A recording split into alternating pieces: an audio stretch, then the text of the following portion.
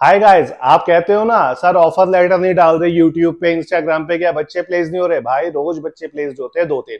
सो आज आपके लिए लेके आया हूँ एपी के एमटी लेवल का ऑफर लेटर। ताजा ताजा ऑफर लेटर है जो 19 जून को आया है। सो आज वीडियो बना रहा हूँ 21 जून को।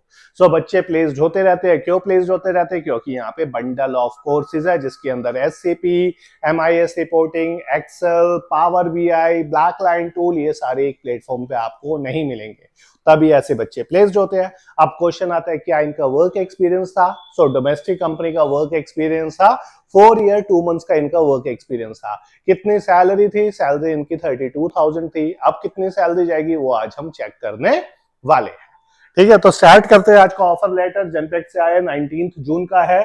इसका मैंने आपको बता दिया, ये जो कैंडिडेट एक डोमेस्टिक कंपनी में वर्क करता था, एक्सपीरियंस जो इसे था वो 4 ईयर्स 2 मंथ्स का एक्सपीरियंस था। और आपको पता है इसके लिए अगर आपको इतना एक्सपीरियंस है तो आप एक एमटी लेवल के लिए एलिजिबल होते हैं।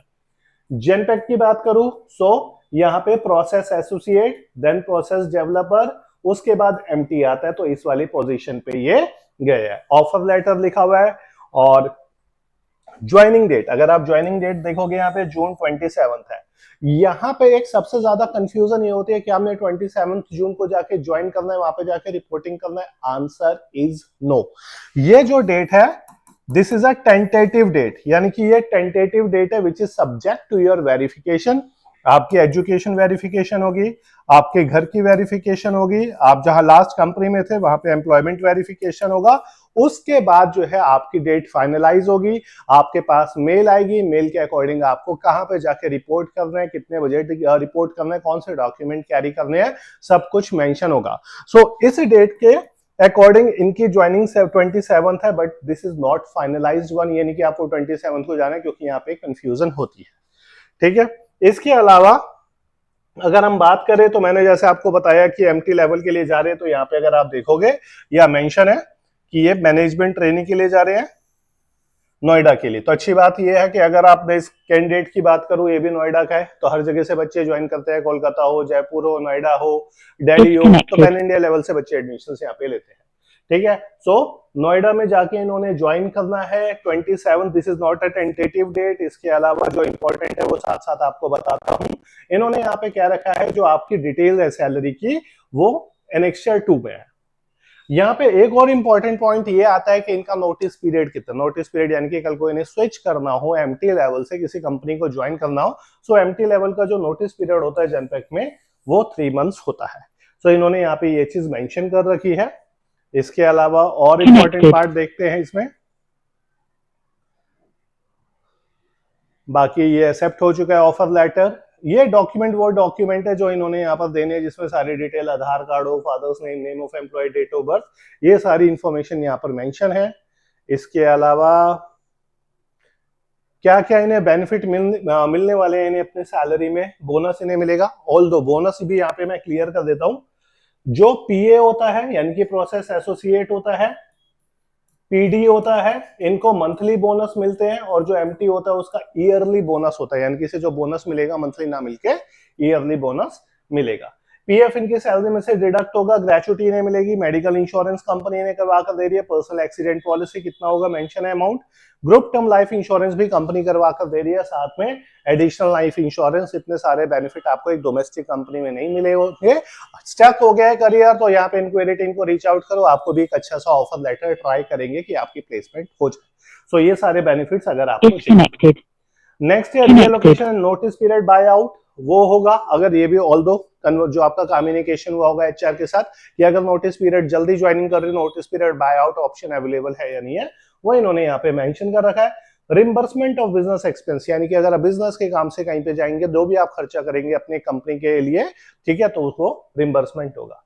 This is one of the most important part जिसके लिए आप देख रहे हो, क्योंकि अभी तक आप देखते होंगे कि मैं R2R के एमटी लेवल के ज्यादा डालता हूं, क्योंकि एपी में कंपैरेटिवली बच्चे एमटी लेवल के लिए कम प्लेस्ड होते हैं। लेकिन ये बचा हुआ है, सो यहाँ पे जो है 4A लिखा हुआ है इन्होंने बैंड। और इसके अलावा अगर आप देखोगे यहाँ पे इन्होंने मैनेजमेंट ट्रेनिंग मेंशन कर रखे हैं, लोकेशन इज नोएडा। अब आता है इनका main part which is a salary breakup part. ठीक है, सो यहाँ पे अगर हम देखें थोड़ा सा इसे ऊपर करते हैं, 255 जो इन्होंने दे रखा है, this is a basic amount. जैसे हमारी सैलरी में बेसिक आता है, ऑल्दो दिस इज ईयरली, 12 से डिवाइड करोगे तो आपको मंथली पार्ट आ जाएगा। उसके बाद पीएफ का कंट्रीब्यूशन इन्होंने दे रखा है, तो अब जो भी इनकी सैलरी बनेगी इसको आप 2 से मल्टीप्लाई कर देना, तकरीबन ये आ जाएगा 61,200 रुपीज। कैलकुलेशन एक बार चेक कर लेना, ठीक है, क्योंकि ये एम्प्लॉयर का पार्ट है, इसी के अंदर एम्प्लॉय का पार्ट भी होता है। एचआरए यहाँ मेंशन है, कन्वेंस अलाउंस मेंशन है, और एडिशनल अलाउंस भी यहाँ पे ऑल्दो जीरो ही है। फिक्स्ड पार्ट मींस ये वो पार्ट है जो आपकी सैलरी ट्रांसफर होगी। सो इसे आप 12 से डिवाइड कर देना, ठीक है, और वो आपको पता चल जाएगा आपका मंथली पैकेज कितना आता है। तो 40 आई थिंक 40 प्लस के अराउंड ये बैठेगा। और सबसे इंपॉर्टेंट पार्ट है ये एनुअल परफॉर्मेंस, यानी कि जो आपका सीटीसी होता है उसका 10%, यानी कि हर महीने जो है इन्हें वो एक एवरेज एनुअल परफॉर्मेंस जो मिलेगा वो 50,000 का मिलेगा, यानी कि this is a base bonus amount. Generally domestic company में आप देखते हो दिवाली बोनस होता है, यहाँ पे परफॉर्मेंस बोनस होता है, इंसेंटिव्स होते हैं, वो यही है, बट इन्हें जो मिलेगा वो ईयरली मिलेगा। इसके अकॉर्डिंग इनका जो सैलरी आई है वो 5.50 आई है। एपी में अगर यही मैं R2R से कंपेयर करूं तो वहां पे जनरली 6.5, 7.5 जो है इतनी सैलरी वहां पर आती है। सो दोनों को आप कंपेयर कर सकते हो। तो डोमेस्टिक कंपनी में हो तो प्लान कर सकते हो एक मल्टीनेशनल कंपनी के लिए एंट्री कैसे होगी, क्या कौन से प्रोफाइल में जाना चाहिए, वो उसके लिए आपको हमारी यहाँ पे इंक्वायरी टीम से रीच आउट करना पड़ेगा। सो अगेन अपने करियर को बूस्ट करोगे, सिंपल सी चीज है, जब तक सीखोगे नहीं तब तक ग्रो नहीं होगे। बेशक मैं हूं, आप हो या कोई भी हो, बिना सीखे किसी की ग्रोथ नहीं होती। सीखने के लिए आपको मल्टीपल टूल्स आने चाहिए, ऐसा नहीं कि एक टूल से आपका काम चलेगा, क्योंकि एसएपी भी उतना इंपॉर्टेंट है जितना एक्सेल इंपॉर्टेंट है, एक्सेल भी उतना इंपॉर्टेंट है जितना एमआईएस रिपोर्टिंग इंपॉर्टेंट है, और एमआईएस रिपोर्टिंग भी उतना इंपॉर्टेंट है जितना पावर बीआई इंपॉर्टेंट है। सारे टूल्स एक दूसरे से इंटीग्रेट जो एक दूसरे पे डिपेंड करते हैं। सो अगर आपके सीवी के अंदर, रिज्यूमे के अंदर ये वाले टूल्स हैं तो नेचुरली कहीं ना कहीं आपकी शॉर्ट लिस्टिंग के पहले तो सीवी शॉर्ट लिस्ट हो, उसके बाद इनकी नॉलेज होनी होगी तो आप भी शॉर्ट लिस्ट होगे, उसके बाद जाके आगे का प्रोसेस होगा। सो करियर में अगर आपको ग्रोथ करना चाहते हैं तो एक बार स्क्यूनिक के बारे में जरूर सोचिए, टीम आपकी हेल्प करेगी और आपको बताएगी करेक्ट पाथ जहां से आप अपने करियर को बूस्ट करेंगे। सो ऐसी वीडियो शेयर करता रहूंगा, और ऑफर लेटर यहाँ पे रोज आते रहते हैं। तो जब मूड होता है तब बनाएंगे। और सॉरी, कंसल्टेंट लेवल के लिए भी मैं आजकल वीडियोस डाल रहा हूं। तो आगे किसी को अगर कोई वर्किंग है या कंसल्टेंट लेवल में जाना चाहता है उसके लिए नॉलेज शेयर कर रहा हूं, उसको जरूर देखो। रादर देन डायरेक्ट किसी को ज्वाइन करने से बेटर है पता होना चाहिए एंड यूजर कंसल्टेंट होता है, कंसल्टेंट की एक्टिविटीज क्या होती है, उसके अंदर कौन जा सकता है। क्लियर है? सो जल्दी मिलेंगे एक नेक्स्ट वीडियो में। Thank you.